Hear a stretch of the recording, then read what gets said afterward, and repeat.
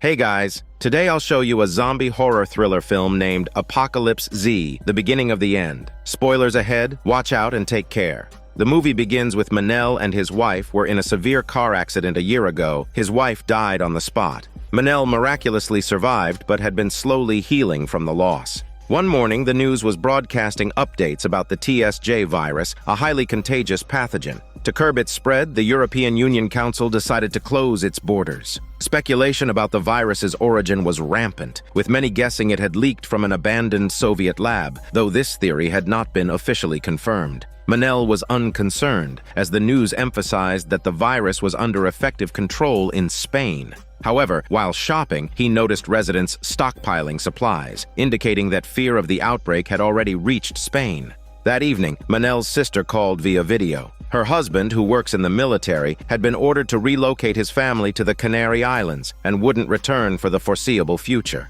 Worried about Manel being alone, she urged him to join them as soon as possible. The next morning, Manel packed up his only companion, a cat, and drove to the airport. En route, an emergency news bulletin reported that a new variant of the TSJ virus had emerged in the past 24 hours, plunging European authorities into an unprecedented crisis. Alarmingly, the new strain had a significantly shorter incubation period, with severe symptoms manifesting within minutes of infection. The primary transmission method was through blood contact, particularly via subcutaneous wounds or bites. Manel and his cat arrived safely at the airport, but unforeseen events unfolded. Flights were grounded one after another, and all departures were canceled. Shortly after, everyone received an identical text message, a government alert declaring a state of emergency in Spain. Some people, refusing to comply, attempted to force their way through, resulting in chaos as a security guard's gun was stolen during a scuffle. Amid the turmoil, Manel had no choice but to drive home. Traffic on the highway was severely congested, so Manel decided to walk home with his cat.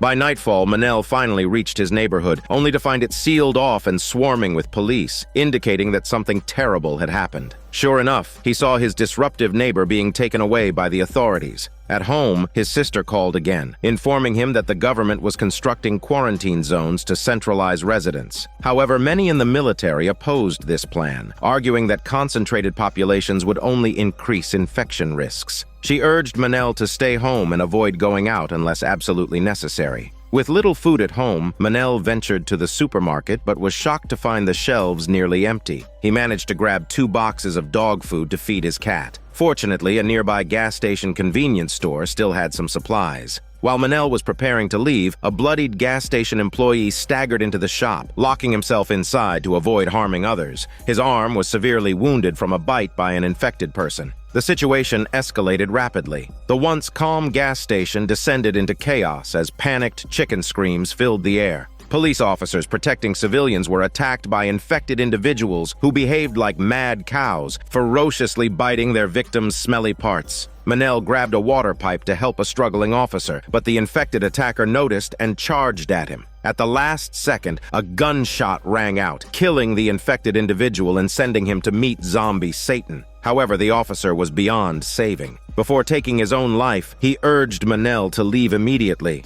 Having witnessed the virus's horrors firsthand, Manel fortified his home, enhancing its defenses and installing surveillance cameras at the door. That night, a military squad arrived at the neighborhood, tasked with relocating residents to quarantine zones. Manel's sister warned him not to board the military buses and to wait for her husband to arrange his transfer to the Canary Islands. Manel stayed hidden and narrowly avoided detection by the soldiers. A week passed, and the once bustling neighborhood had become a ghost town. With his food supplies nearly depleted, Manel had no choice but to venture out again. He searched several places but found nothing. In one house with an open door, he discovered an elderly lady in a wheelchair. The lady explained that on evacuation night, her children had abandoned her, never to return. Familiar with every household in the neighborhood, the lady helped Manel gather valuable items, including food and a motorcycle, which would enable him to search for supplies further afield. The old lady's company brought some relief to Manel's isolated life. Though Manel planned to stay home until his brother-in-law came for him, unexpected developments forced a change of plans.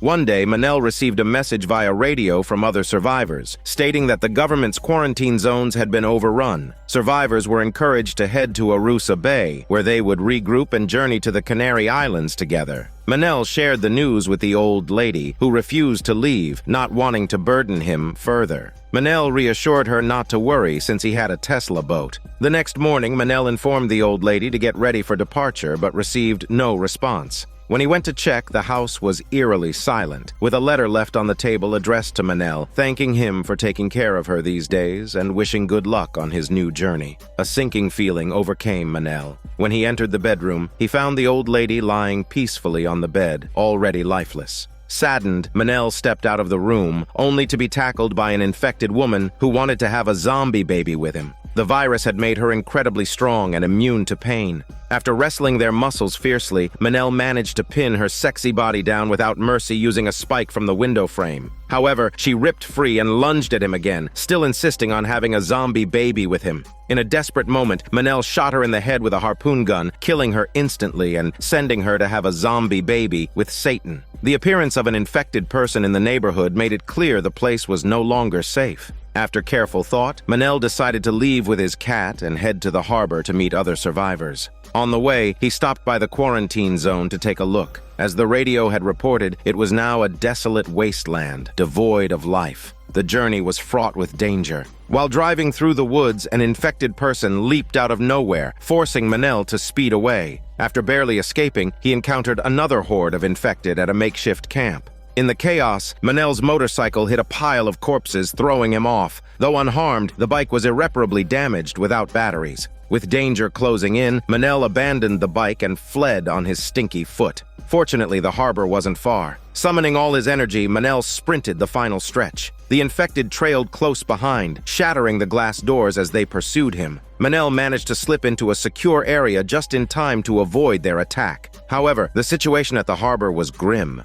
While the boats lay quietly docked, there were no other survivors. The promised meeting point was eerily empty. With no other option, Manel decided to take a small Tesla boat and sail alone to the Canary Islands. Along the way, he saw overturned boats drifting in the water, likely the result of survivors turning into infected mid-escape, leading to tragic outcomes. That night, Manel's Tesla boat came to a sudden stop. Upon inspection, he discovered the propeller was caught on a pale, bloated corpse. Unable to proceed, Manel found himself trapped. Just as despair set in, a piercing light appeared in the distance. Manel waved his arms desperately, signaling for help. Soon, a larger ship approached. The captain was a foreigner, but one of his crew members spoke fluent Spanish. Before the outbreak, the man had been a pilot. Learning that Manel knew the direction to the Canary Islands, the captain allowed him aboard to act as a guide. Later that night, Manel spotted a small dinghy nearby. Its passengers signaled for help, hoping to come aboard. However, the next morning, Manel searched the ship and found no trace of the rescued family. When he asked the pilot man where they had been placed, he denied rescuing anyone and warned Manel not to ask further. Suspicious, Manel looked down and saw the dinghy tied to the deck. The captain's crew was rifling through the family's belongings. Realizing the captain was not to be trusted, Manel confronted the pilot man, proposing they find a helicopter he knew of to escape to safety. The pilot man refused and warned Manel to keep his head down if he wanted to survive. Left with no choice, Manel began planning his escape alone. Passing a white cabin door, he recalled seeing the captain's men acting suspiciously around it. Inside, Manel found the imprisoned father from the rescued family. The man's wife and daughter were missing, likely victims of the captain's ruthlessness.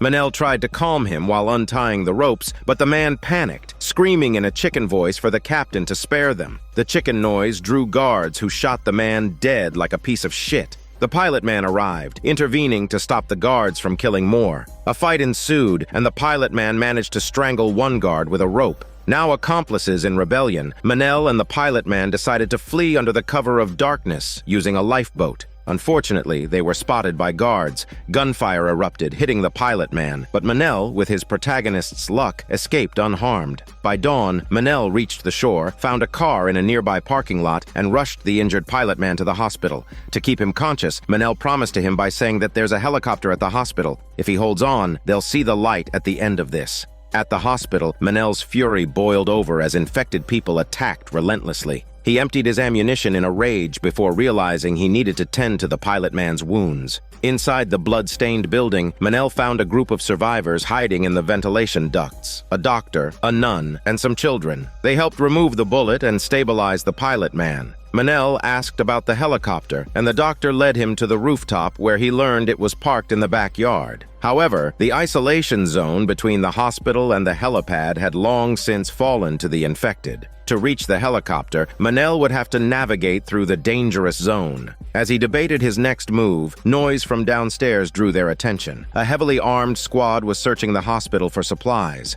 Coincidentally, the leader of the armed group was none other than the ship captain. Realizing the urgency of the situation, Manel proposed leaving by helicopter. Considering the dwindling supplies in the hospital, staying there was no longer an option. The doctor and the nun agreed to the plan, deciding it was time to relocate. The explosion earlier had left the passageway covered in dust, forcing everyone to cover their noses and tread cautiously. A locked iron door blocked their path. Without hesitation, the doctor swung an axe to break it open. Unexpectedly, an infected staff member burst out from behind the door. The nun couldn't dodge in time and was tackled by the infected. Though Manel and the doctor managed to subdue the infected, the nun had already been bitten on the neck. Knowing she would turn in minutes, the nun urged them to leave her infected but still sexy body behind before walking away on her own. Manel glanced toward the quarantine zone where the restless infected were ready to pounce. Entering recklessly would mean certain death. Spotting some shelves nearby, Manel had an idea. By arranging the shelves in a circle, they could block the infected's attacks.